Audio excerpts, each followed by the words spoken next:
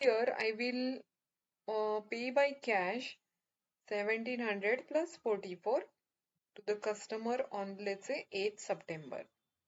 So here I will click pay, and now I will simply close this account. Yes. Just refresh this account from the search bar D-4. So here you can see, go to the transaction, and here you can see balance is zero now, that we have paid 1744 to the client. Now, are you sure to close the deposit account? Yes. So it is closed. If you search D-4 again,